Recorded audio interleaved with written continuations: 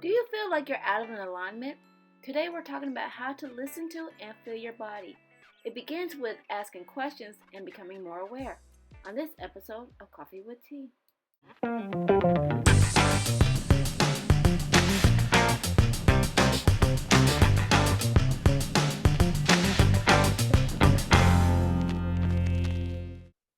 Hello, friends, and welcome to another episode of Coffee with Tea. I'm your host, Tonia Tyler, and I'm excited, as I always am every time I say my announcement, because I realize that I say it all the time. But I am excited because today I'm going to be talking to Ms. Jennifer Hirschberg Wise, and she is the founder and CEO of Radiant Journey, and she's going to be able to explain a little bit more of what she does. So welcome to the show, Ms. Jennifer. It's a pleasure to have you here. Thanks, Tonia. So nice to see you. So happy to be here. It's a pleasure to talk to you. I love how we network and connect. And like I said, I reached out to you because I know you have some really great things that you can actually share. And I know you're going to dive a little bit more into it. But before we get into it, I want to really know, how are you and your family dealing with this whole COVID-19? Oh, thank you for asking that. You know, it's been a journey. It's been a journey of highs and lows, of adaptation, of optimism, of not of fearfulness. So you know, I'm feeling all the feels right now. We're quarantining. We've been healthy. My family has been healthy. Knock on wood. Very grateful and feeling very blessed for that.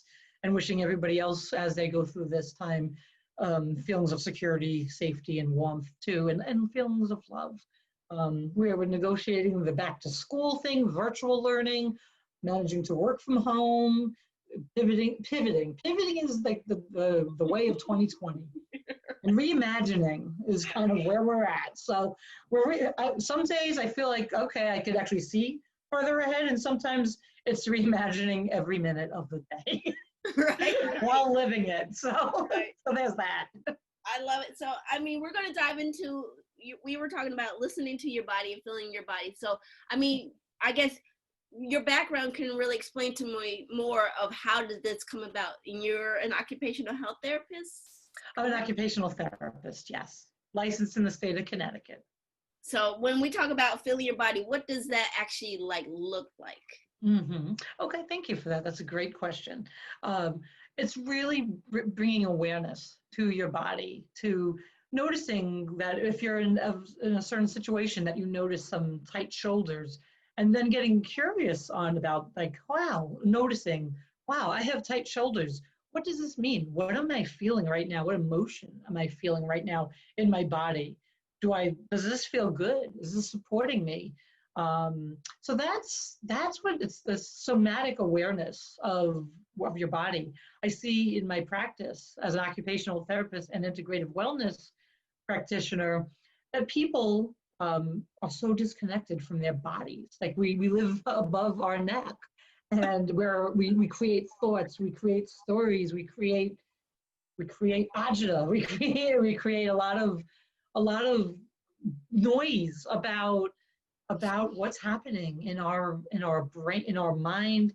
And we just figure that, oh, I reached a certain age, well, I guess I should expect to hurt, because that's what I guess that's what I'm led to believe erroneously.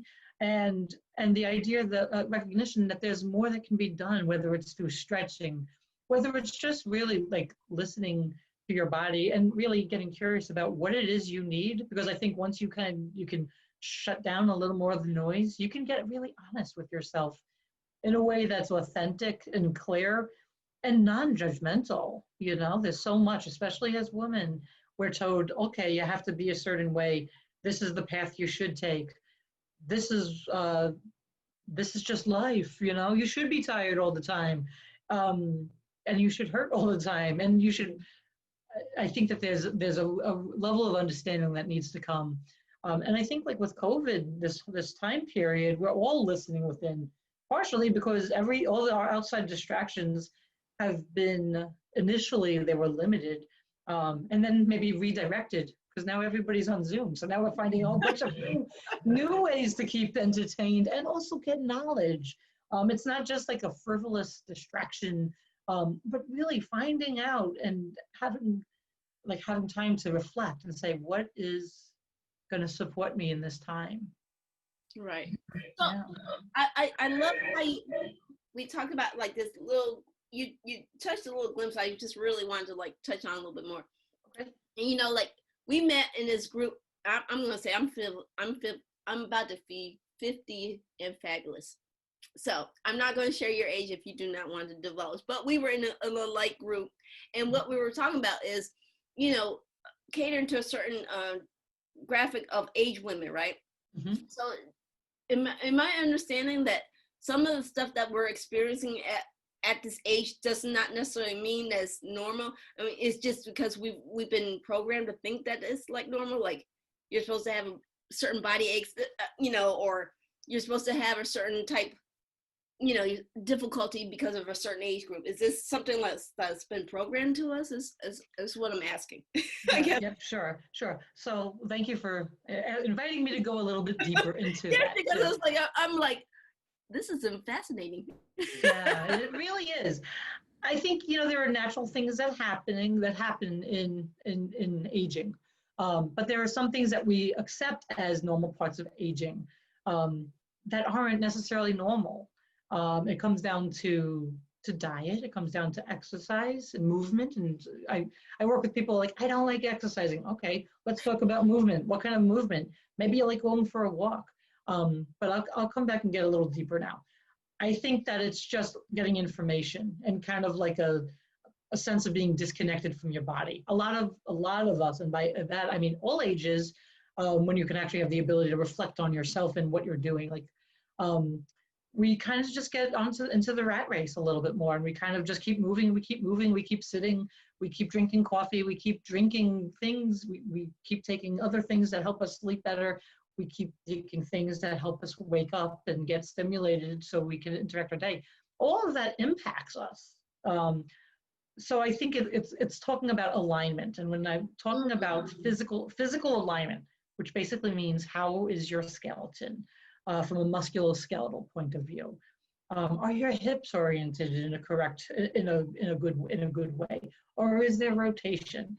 Once you have any kind of rotation at any joint, particularly the pelvis, because that's what's basically holding our legs and between our pelvis and our shoulders, those are our connection points. And if there's any rotation or disruption or injury to that, things are not, by things, I mean messages from the nervous system, are not going to move correctly. They're not going to be referred correctly. And as a result, you may experience pain. You may feel soreness.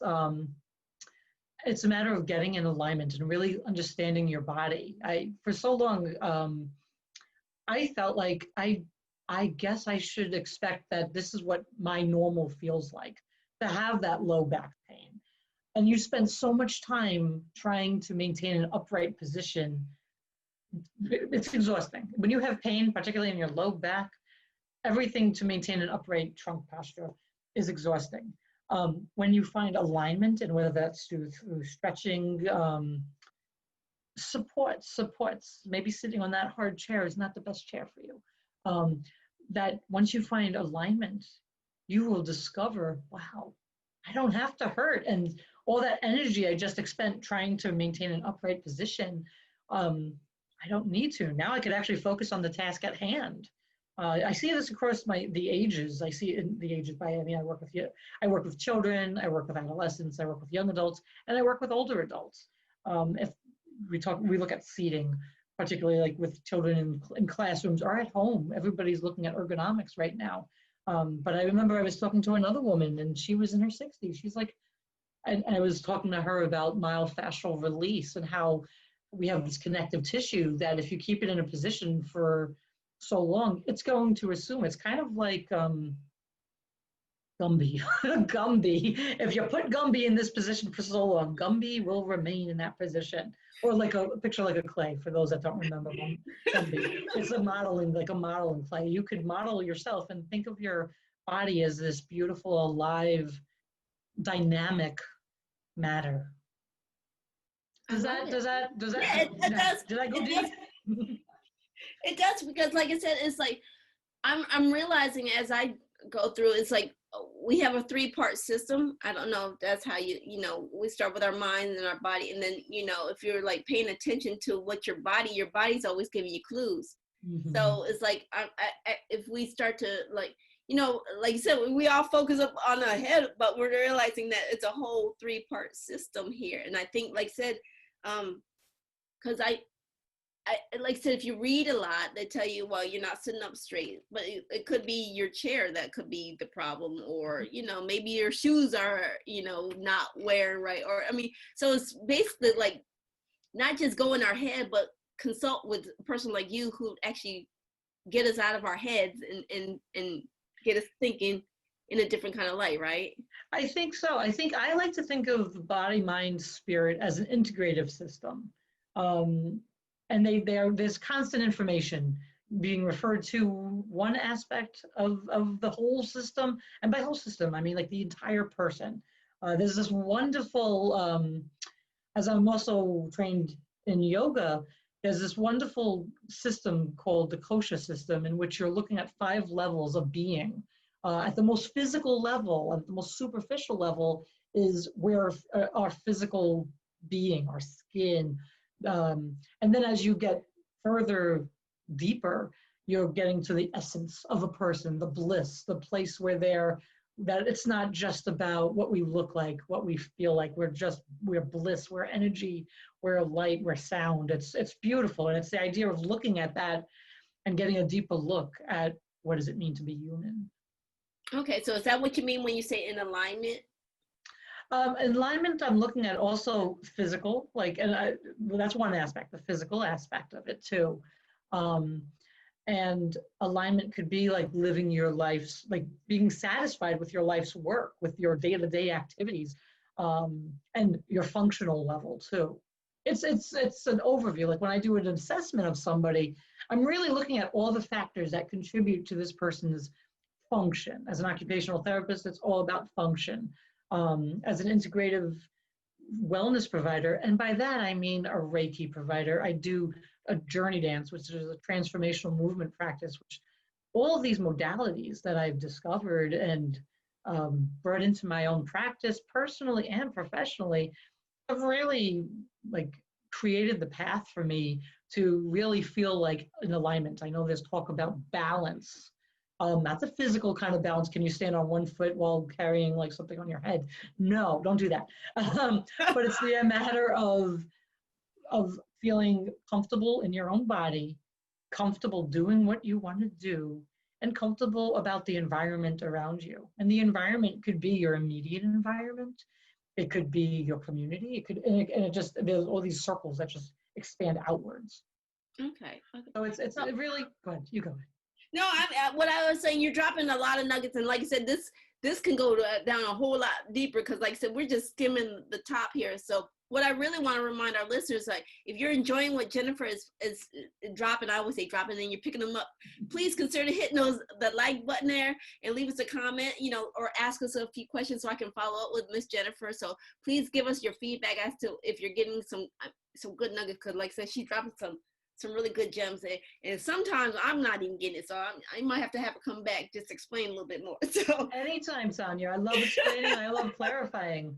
Yes, because like I said, I'm really not understanding how the whole occupational therapy thing works, and I would love for you to like explain to me, because you talked about you give people hope, you give them dignity. How does that work? Gotcha. Okay. So occupational therapists, when you encounter an occupational therapist, you may be doing so in the educational or healthcare system, or maybe the employee relations, like at your workplace.